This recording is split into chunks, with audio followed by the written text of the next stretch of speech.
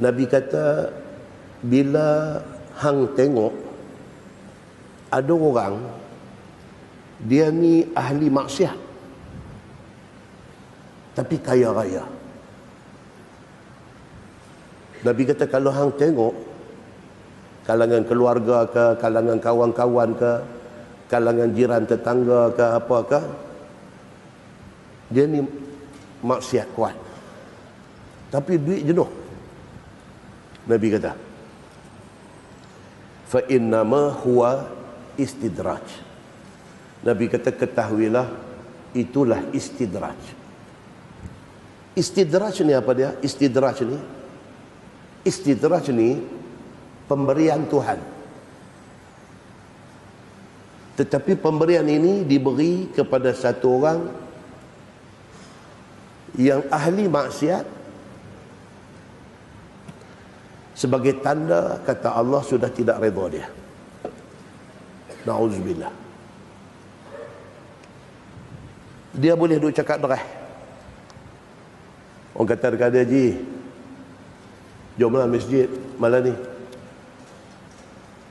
Ni, aku cakap hang jangan sentap. Dia pikir tu. Aku cakap hang jangan sentap. Hang ajak aku pergi masjid kan. Ni aku nak abang hang. Orang macam hang kena pergi. Hampa miskin, duit tak ada, hampa kena pergi, hampa kena semayang kuat. Orang macam aku tak payahlah. Aku cukup lah. Tuan-tuan, ada orang cakap macam ni, tuan-tuan. Ada orang cakap macam ni.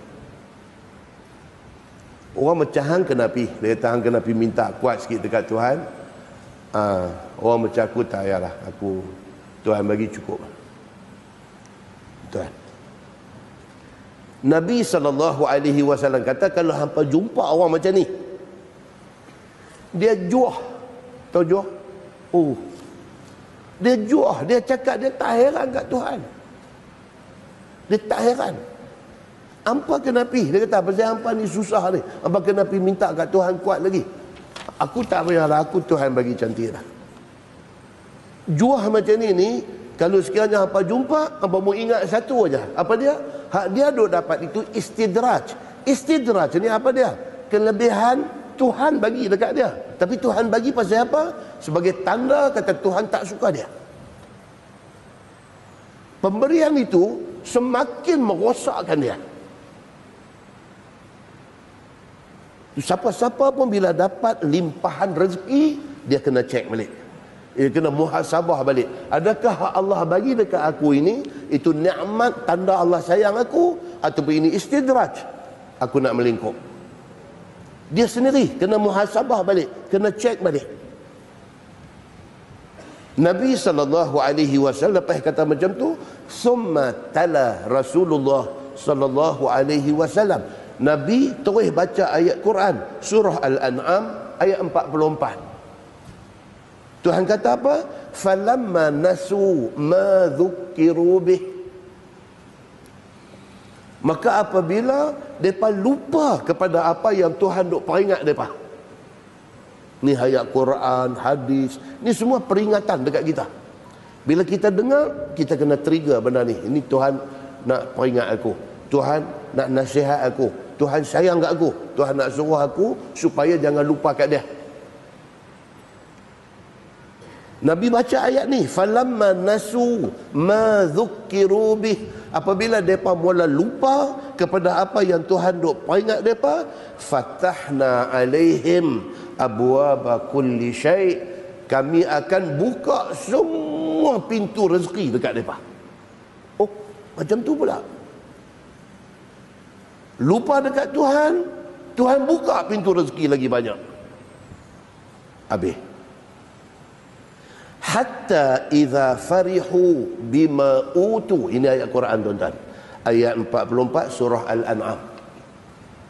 Tuhan kata apa? Hatta idza farihu bima utu. Sehinggalah apabila mereka tenggelam dalam keseronokan. Seronok ni Tuhan curah mai, Tuhan limpah mai dekat mereka rezeki yang mencurah-curah.